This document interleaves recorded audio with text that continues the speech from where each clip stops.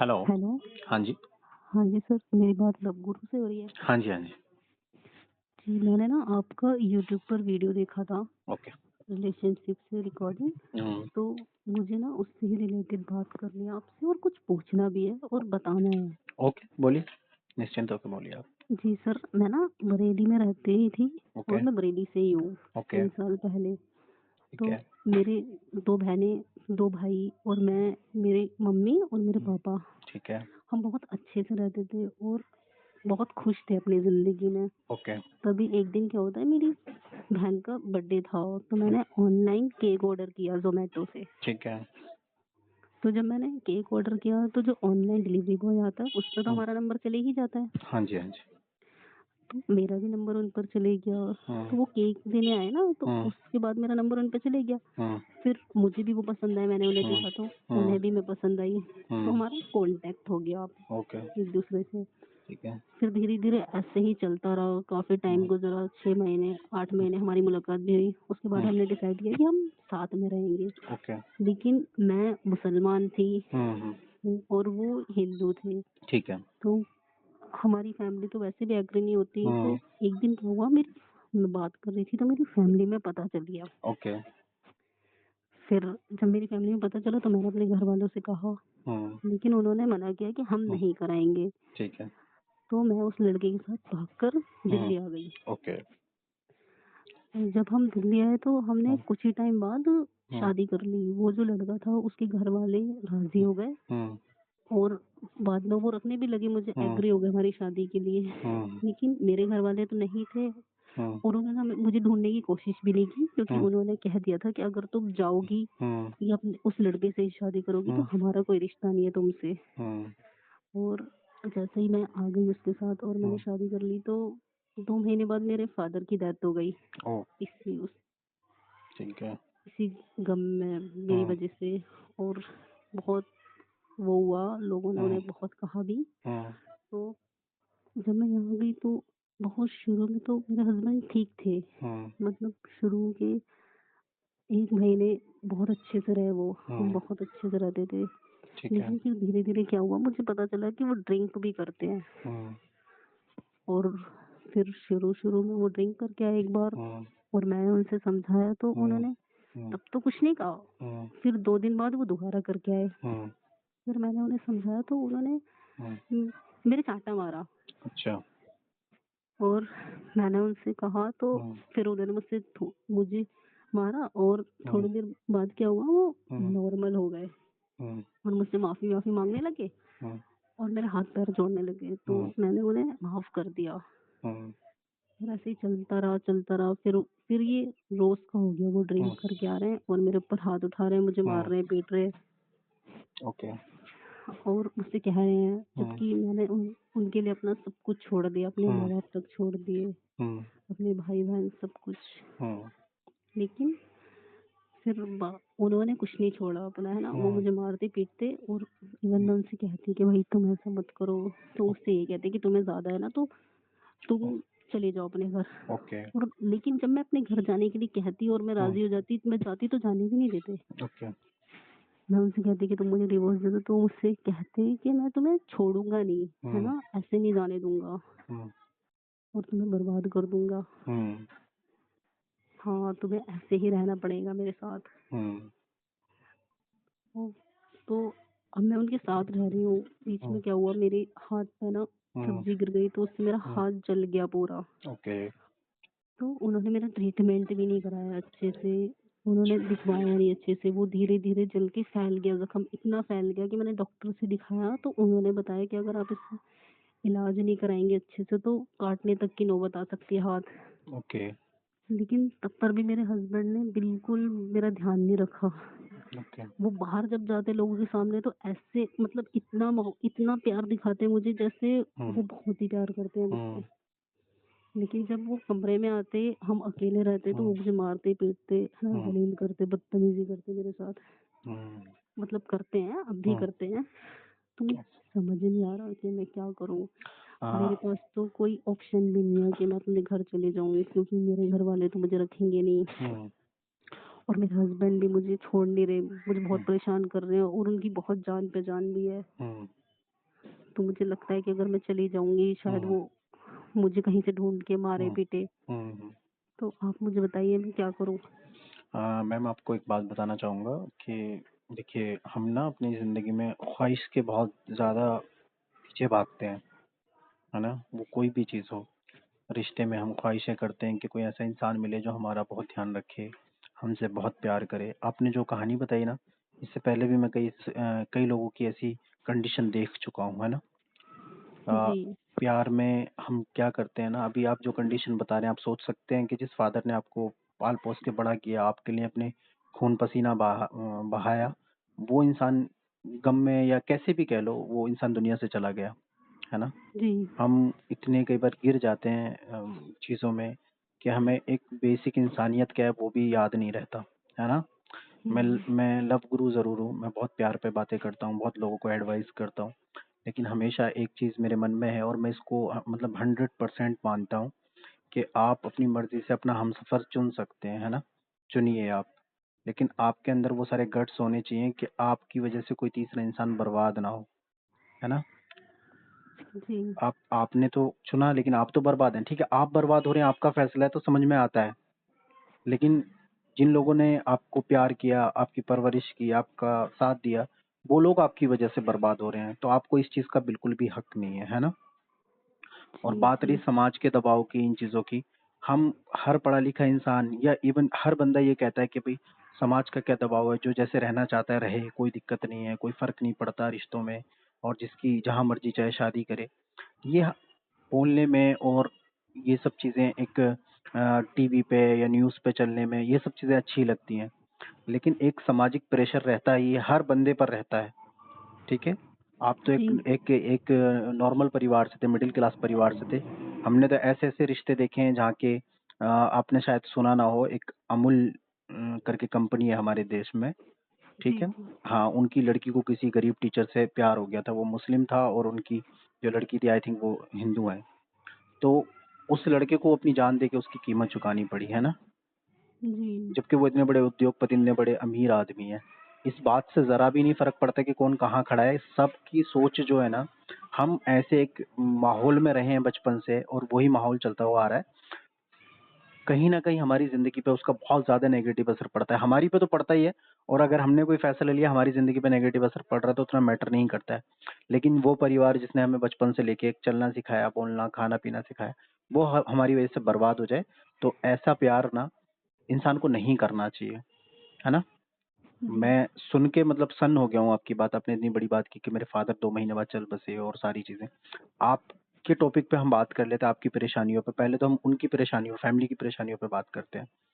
Father का मैंने आपको बताया, भाई-बहनों के साथ ये होता है कि समाज में उनको इज़्ज़त नहीं मिल पाती है हमारी वजह से, है ना? जी कोई अच्छा रिश्ता उनके लिए नहीं आता, कोई अच्छा रिलेशन उनसे नहीं बनाता और उनको उसी नज़र से देखा जाता है कि इनकी सिस्टर ने ऐसा किया तो बाकी लोग भी ऐसा करेंगे। ठीक जी है?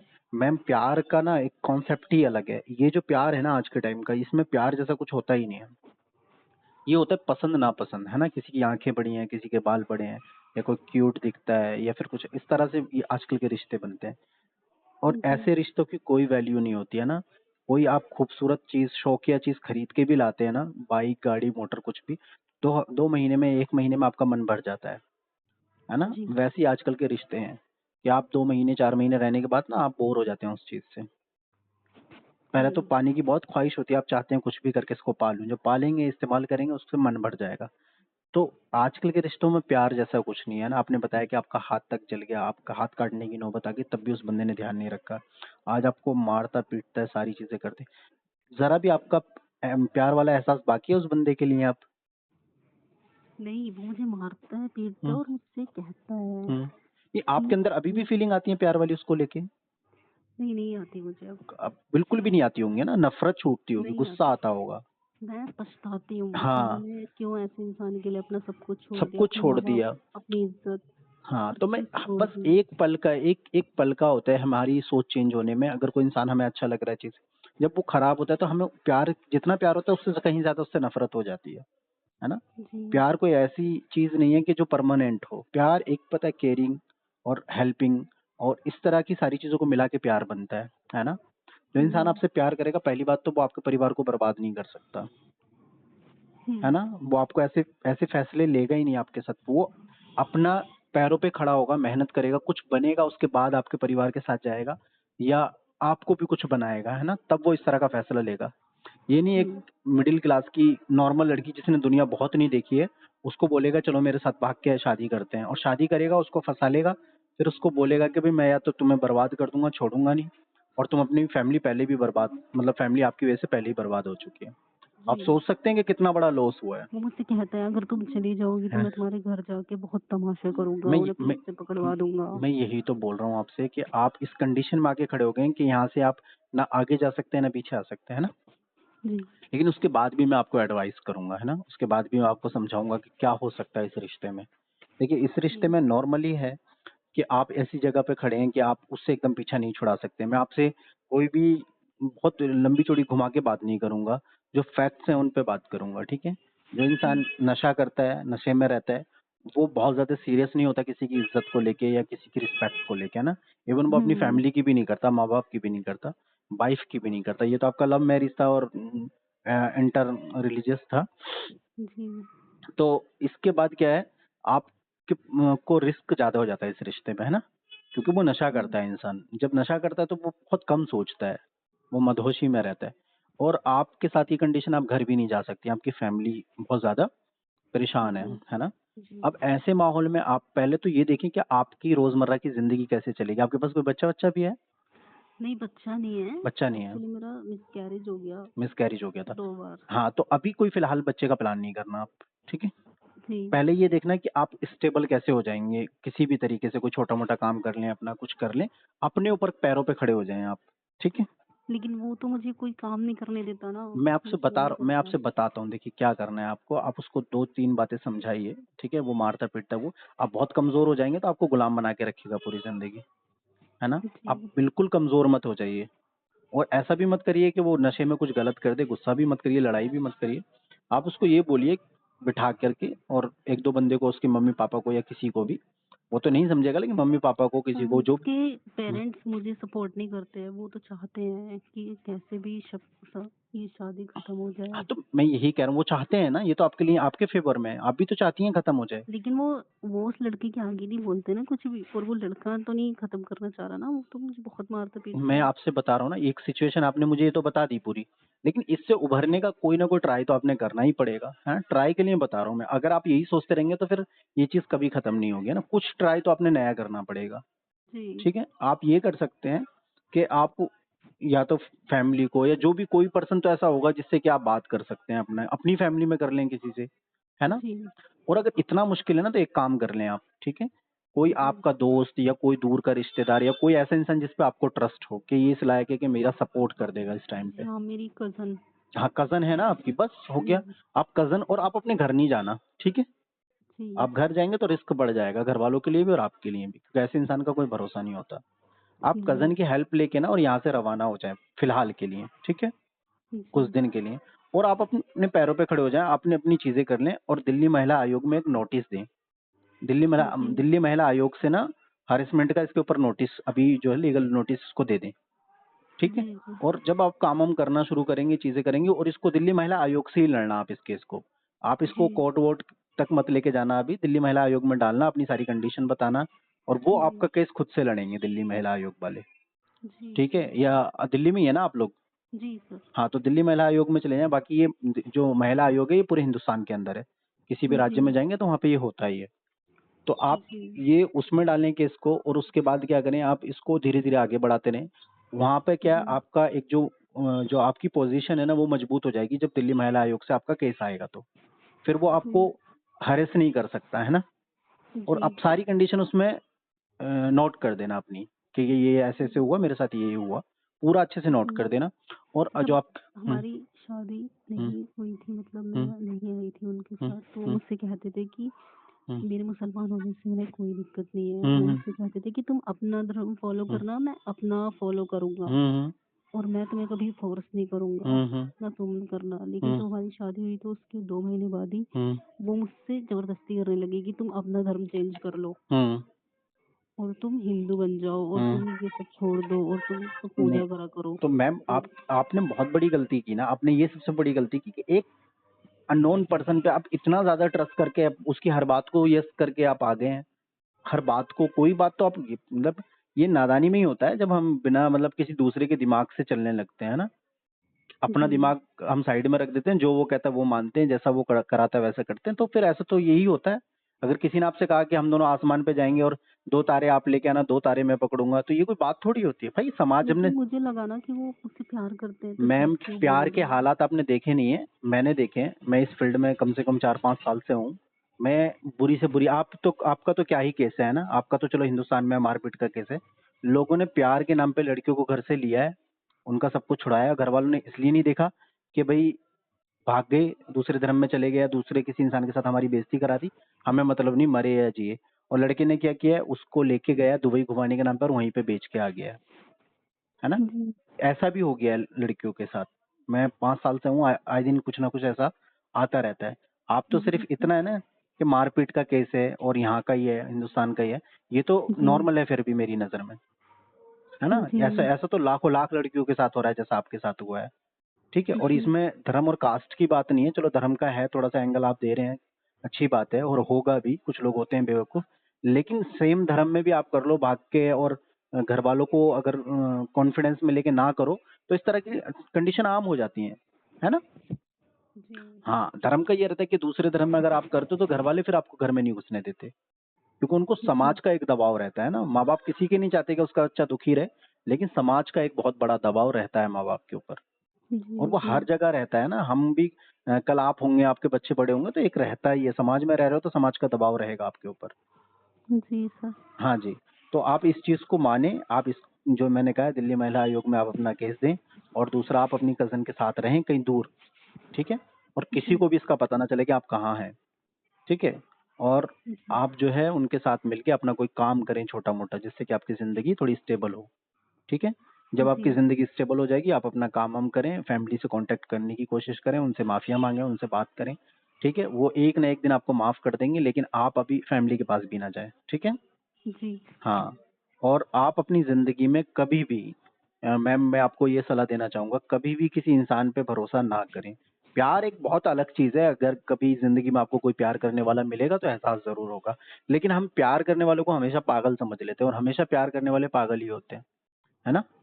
वो आपकी चीज़ें, आपकी पर्सनैलिटी, आपकी बहुत ज़्यादा स्मार्टनेस या इन सब चीज़ों पे इतना ध्यान नहीं देते, और ना उनको ये फ़िक्र होती है कि आप उनकी ज़िंदगी का हिस्सा हर हाल में बने, चाहे आप बर्बाद हो जाएँ पूरा, है ना?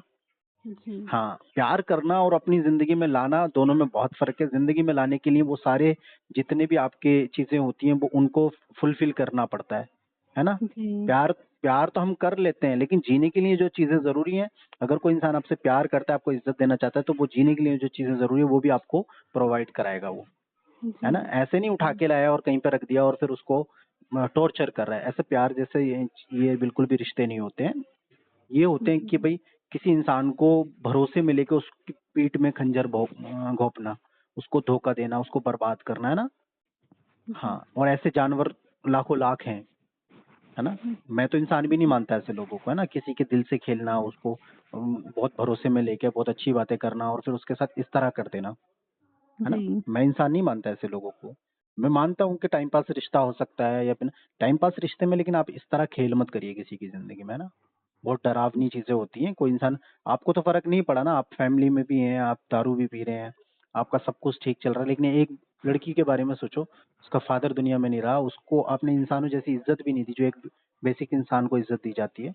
तो मुझे आपसे पूरी हमदर्दी है हर तरह से, और मैं इसको इतना ही कहूँगा कि आपने बहुत बड़ी गलती की है, और लाइफ़ में कभी मत करना इस तरह की गलती, ठीक है? आप जी। हमेशा अपनी ज़िंदगी में चीज़ें बहुत सोच समझ के करना। अब जो चीज़ें हो जाती हैं वो वापस नहीं आती हैं, नादानी में ही होती हैं इस तरह की चीज़ें, कोई भी नहीं चाहेगा कि वो बर्बाद हो जाए, ठीक है? जी। और और मैं बस यही उम्मीद करता हूँ कि आपकी सारी चीज़ें अच्छी हो जाएँ, और बाकी आपको कभी भी ज़रूरत महसूस होगी, उम्मीद है कि आप समझ पाएँगे जो मैंने आपको बताया है। जी। जी सर। हाँ, आगे भी अगर आपको कोई एडवाइस चाहिए तो आप बेझिझक कॉल कर सकते हैं, ठीक है? ठीक है सर। ओके मैम, शुक्रिया। ठीक। वेलकम।